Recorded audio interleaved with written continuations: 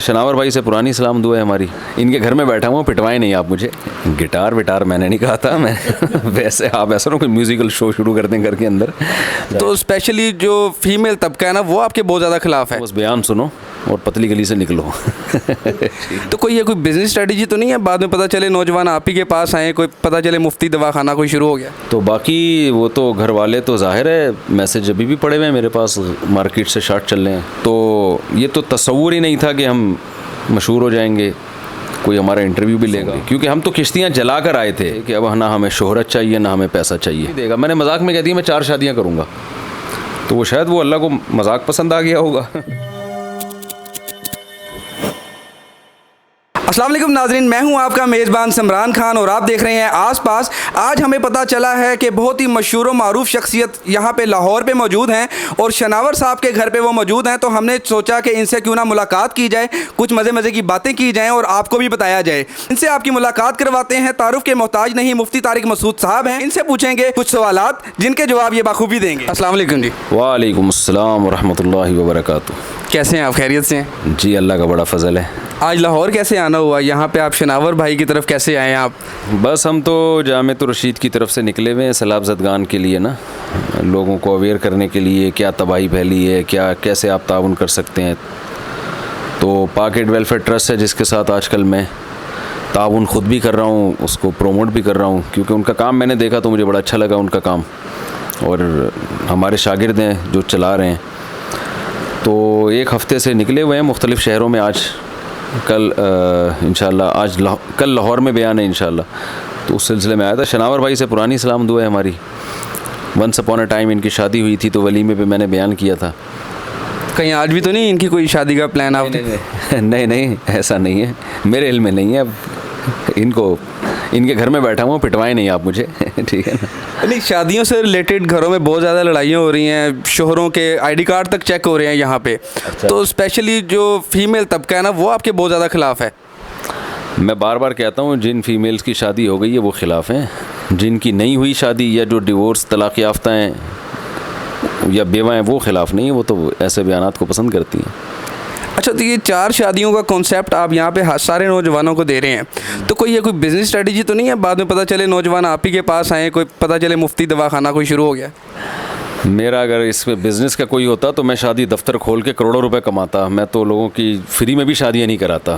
मैं कहता हूँ बस बयान सुनो और पतली गली से निकलो। ठीक है। अच्छा, मौजूदा हालात में हम किसी भी नौजवान से पूछते हैं कि भाई अभी तक शादी क्यों नहीं हुई, शादी कब करवा रहा है, तो वो यही कहता है कि भाई अभी हालात बहुत टाइट हैं, महंगाई बहुत ज़्यादा हो गई है, थोड़े से स्टेबल होंगे फिर शादी करेंगे। इस बारे में आप क्या टिप देंगे?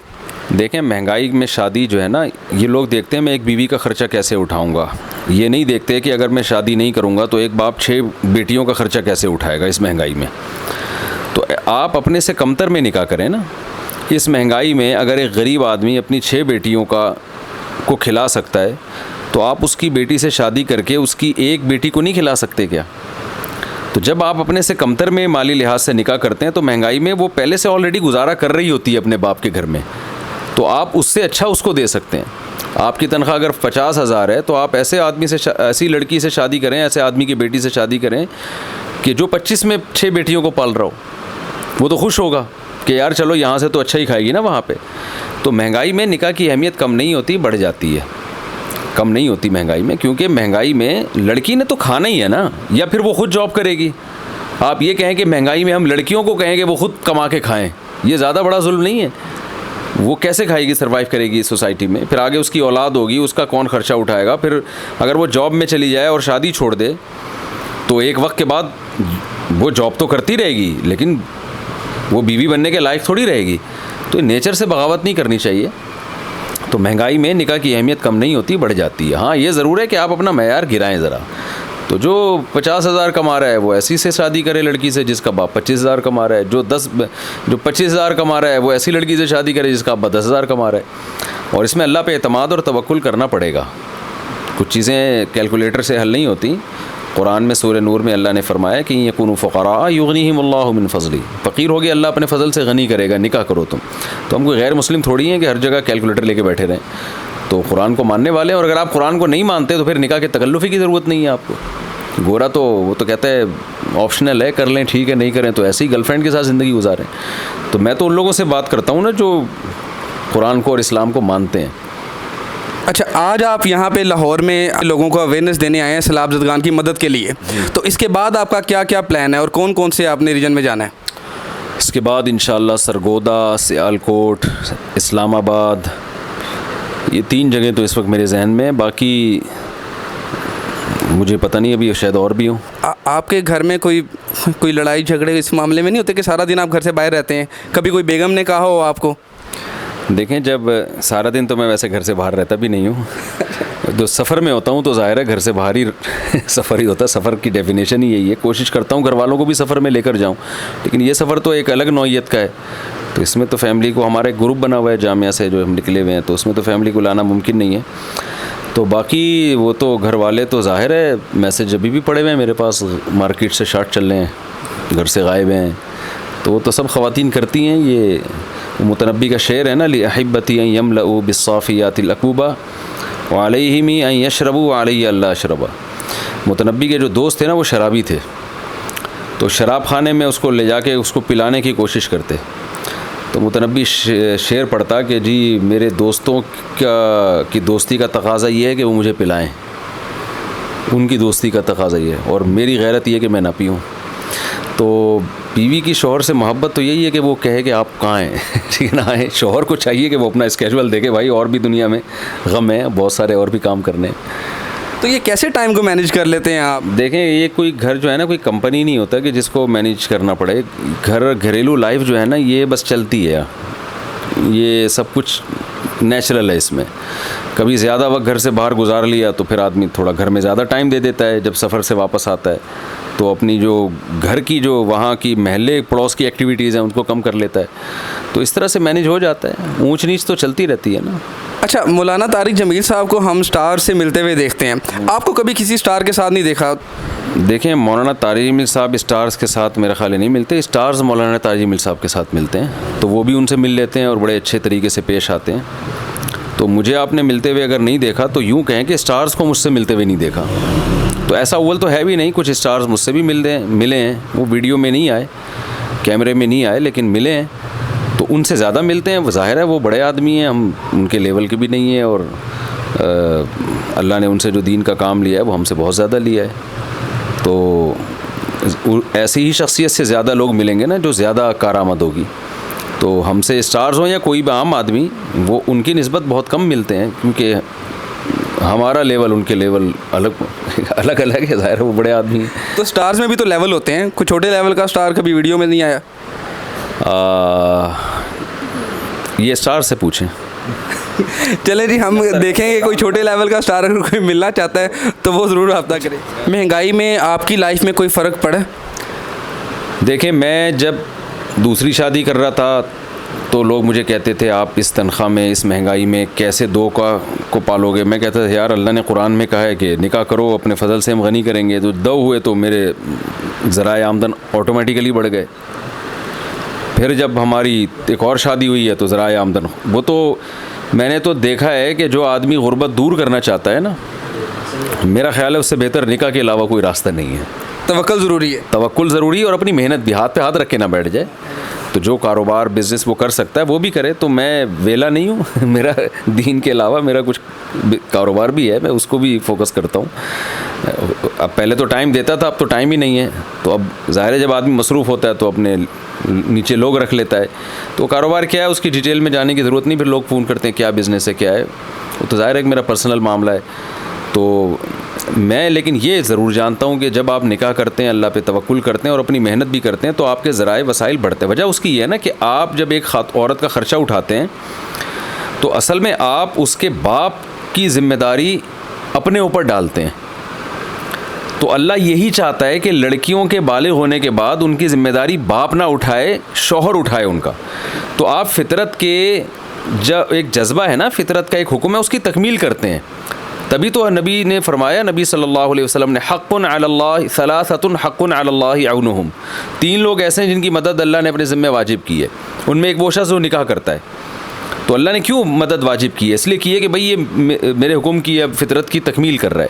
ہاں یہ کہہ سکتے ہیں بعض لوگ نکاح کے بعد بھی غریب ہیں، پیسہ ہی نہیں ہے ان کے پاس، تو میں ان لوگ سے کہتا ہوں کہ عین ممکن ہے تھوڑا بہت جو مل رہا ہو یہ بیوی کی وجہ سے مل رہا ہو، کما رہے ہوتے تو اس سے بھی جاتے. تو یہ کیونکہ جیسے ہے نا کہ بعض نقصان دہ غذائیں ہیں، تمام ڈاکٹر کہتے ہیں یہ غذا کھانے سے جسم کمزور ہوتا ہے، لیکن ہم دیکھتے ہیں کتنے لوگ پان، گٹکے، نسوار، سگریٹ سب کھا رہے ہیں پھر بھی صحت مند ہیں. تو اس سے ڈاکٹروں کی تحقیق تھوڑی بدل جائے گی. ہم یہ کہیں گے یار یہ آدمی اگر گٹکے نہ کھاتا تو اور زیادہ صحت مند ہوتا. گٹکے، پان، سگریٹ سے صحت خراب ہی ہوتی ہے، بعض لوگ پھر بھی ہوتے ہیں صحت مند. تو ہم کہتے ہیں یار یہ نہ کھاتا تو اور صحت مند ہوتا.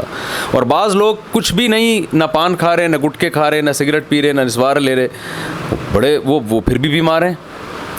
تو وہ کہے یار میں تو کچھ بھی نہیں کھاتا، میں تو ساری صحت مند غذائیں کھاتا ہوں، میں پھر بھی بیمار ہوں. ہم کہتے ہیں اگر تم یہ گٹکے کھاتے تو اس سے بھی زیادہ بیمار ہوتے. تو اگر کوئی نکاح کر کے بھی غریب ہے یا غربت بڑھ گئی ہے تو بھائی آپ نکاح نہ کرتے تو یہ اور بڑھ جاتی. تو جو تھوڑا بہت مل رہا ہے اللہ ممکن ہے اس عورت کی وجہ سے دے رہا ہو، آپ کو بچوں کی وجہ سے دے رہا ہو. تو اولاد کی کثرت سے بھی رزق بڑھتا ہے اور نکاح سے بھی رزق بڑھتا ہے. اچھا، آپ نے ایک بیان میں کہا تھا کہ اپنی بیوی کو گانے سنا سکتے ہیں، تو اس میں مجھے بتائیں وہ کس طرح گانے سنا سکتے ہیں؟ گٹار کا ضروری ہونا ہے یا ویسے بھی سنا سکتے ہیں؟ گٹار وٹار میں نے نہیں کہا تھا. میں ویسے آپ ایسا نہ کوئی میوزیکل شو شروع کر دیں گھر کے اندر. ویسے ہی بیوی کے ساتھ بے تکلفی میں انسان گانے سنا سکتا ہے، اس کو کوئی بھی سنا دے. کبھی آپ نے سنایا؟ اب یہ پرسنل باتیں ہیں نا. ویسے گانے آتے ہیں آپ کو؟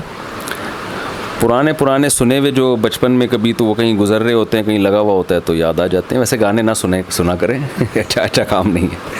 تو مجھے بتائیے کہ طارق مسعود صاحب سے مفتی طارق مسعود صاحب کا سفر کہاں سے سٹارٹ ہوا؟ کبھی لگتا تھا ایسا کہ آپ مفتی طارق مسعود اتنے ورلڈ فیمس آپ بن جائیں گے؟ اس کا تو تصور بھی نہیں تھا. وجہ اس کی یہ تھی کہ ہم کالج چھوڑ کر کشتیاں جلا کے مدرسے میں یہی سوچ کے آئے تھے کہ اب نہ ہمیں شہرت چاہیے نہ ہمیں پیسہ چاہیے. تو ہم نے جو ایک لائف چھوڑی نا، کیونکہ میری عمر 18 سال تھی اس وقت، انسان کو شہرت کی بھی خواہش ہوتی ہے، دولت کی بھی خواہش ہوتی ہے. تو اللہ نے ہم سے یہ قربانی لی. میرا کوئی کمال نہیں ہے. جب ہم مدرسے آئے تو اب ہمیں ایک فیوچر اپنا دنیا کے لحاظ سے تاریک نظر آیا. ہمارا خیال یہ تھا اب ہمیں دنیا میں کوئی بھی نہیں جانے گا، اور پیسہ بھی نہ پیسہ ملے گا ہمیں، نہ کیونکہ ہم نے تو نہ چندے مانگنے، نہ کوئی جو ہے وہی کوئی ایسا پیر و مرشد بن کے بیٹھ جانا ہے کہ ہدیوں کی لائن لگے ہمارے پاس، کچھ بھی نہیں. تو ہمارے حضرت ہمیں حکم دیتے تھے توکل کرو اللہ تعالیٰ پہ، رزق کی فکر چھوڑ دو، دین کے کام میں لگ جاؤ. اور حدیث سناتے تھے جو آخرت کو مقصد بنا لیتا ہے رزق خود اس کے پیچھے چل کے آتا ہے. تو ہم یہ سوچتے تھے کہ بس ہم اب وقف ہو گئے دین کی خدمت کے لیے، 2 وقت کی روٹی مل جائے بس یہ ہماری ضرورت ہے. تو یہ میرا کمال نہیں ہے، یہ اللہ نے اس وقت ایک دماغ میں ایک بات ڈالی تھی. میں خود حیران ہوں ہم جیسے نالائق لوگوں کا دماغ ایسا بن کیسے گیا. تو نہ شہرت، بلکہ یہ تھا کہ نہ شہرت ملے گی، بلکہ اس وقت تو ہمارے جو دوست تھے نا وہ بھی ہم سے کٹ گئے تھے. ہمارا گیٹا بھی چینج ہو گیا تھا. جو سارے ہمارے کرکٹ کے دوست تھے، ہم نائٹ میچز کھیلا کرتے تھے، اور بڑے غل غپاڑے، اور وہ جو ہے نا وہ شغل میلے، ہاں. تو وہ سارے ہمارے دوست بھی کٹ گئے تھے. وہ ملا بن گیا ہے بھائی، مولوی بن گیا ہے. تو شروع کے تو میرے 6-7 سال بہت ہی ٹف گزرے مدرسے میں. تو یہ تو تصور ہی نہیں تھا کہ ہم مشہور ہو جائیں گے، کوئی ہمارا انٹرویو بھی لے گا. ہمارے استاذ کہتے تھے کہ ایک وقت آئے گا کہ آپ لاکھوں لوگوں کے سامنے بات کرو گے. ہم کہتے تھے یار ایسے ہی موٹیویشن کے لیے اس طرح کی باتیں کر رہے ہیں. تو بس جو ہوا ہے اللہ کی طرف سے ہوا ہے. اب میں تو اس شہرت سے ڈرتا ہوں. حقیقت یہ ہے کہ اگر یہ آخرت میں مقبول ہے پھر تو فائدہ ہے، ورنہ تو مشہور تو بہت سے لوگ ہو جاتے ہیں. تو یہ کوئی ایسا نہیں ہے کہ اس کو کوئی یقینی طور پہ نعمت کہا جائے. کوئی اللہ کی طرف سے آزمائش بھی ہو سکتی ہے، خوف کی بات ہے بہرحال یہ. لیکن یہ اتنی بات ضرور ہے کہ ہمیں یہ اس کا حاشیہ خیال میں بھی نہیں تھا کہ ہم کبھی فیمس ہوں گے، کیونکہ ہم تو کشتیاں جلا کر آئے تھے کہ بھئی اب نہ فیمس ہونا ہے اور نہ ہم نے پیسہ کمانا ہے. اپنے آپ کو دین کی خدمت کے لیے اب ہم نے وقف کر دینا ہے. تو کھلانے والی ذات. میں تو شادی کبھی ایسی میں نے مذاق میں کسی سے کہہ دیا تھا، کسی نے جب کہا نا تو مولوی بن رہے ہو تو میں تو کوئی رشتہ ہی نہیں دے گا. میں نے مذاق میں کہہ دیا میں 4 شادیاں کروں گا. تو وہ شاید وہ اللہ کو مذاق پسند آ گیا ہوگا. اللہ نے کہا میں تیری کرا کے دکھاؤں گا. ٹھیک ہے نا. تو یہ ہے حساب کتاب. اچھا تو بتائیے کہ آپ جو بھی بیانات دیتے ہیں آپ کو لطیفے کہاں سے آتے ہیں؟ یاد کر کے آتے ہیں آپ اسپیشلی بیان کے دوران؟ نہیں جی، میں نے کوئی لطیفوں کی نہ کبھی کتاب پڑھی. جس آدمی کو جس چیز کا ذوق ہوتا ہے تو وہ چیزیں یاد ہو جاتی ہیں اس کو. تو ہمارے والد صاحب بڑے خوش مزاج تھے، گھر میں آتے تھے بڑے چٹکلے سناتے تھے. تو وہیں سے ہمارا بھی اسی नेचर पे शायद हम बन गए या कोई बाय बॉर्न ऐसे थे। तो मैं बचपन में भी बहुत अल्हम्दुलिल्लाह हंसता खेलता था, ऐसे बोरिंग नहीं था मैं। तो बोरिंग तो अब अभी भी नहीं है। हाँ, मुझे दोस्त बिठा के बाकायदा मजलिस में बुलाते थे, यार बैठा करो ज़रा गपशप अच्छी हो जाती है। तो वो नेचुरल है, ये कोई इसमें तकल्लुफ़ नहीं है कि कोई मैंने लतीफ़ों की किताब पढ़ी हो या कुछ सीखे हों, तो ऐसा नहीं है। बहुत बहुत शुक्रिया आपका, आपने हमें टाइम दिया, थैंक यू सो मच। मुफ्ती साहब से बात करके बहुत अच्छा लगा, आपको भी बहुत मज़ा आया होगा इनकी लाइफ के बारे में जान के। इसी के साथ मुझे इजाज़त दीजिए, देखते रहिए आस पास।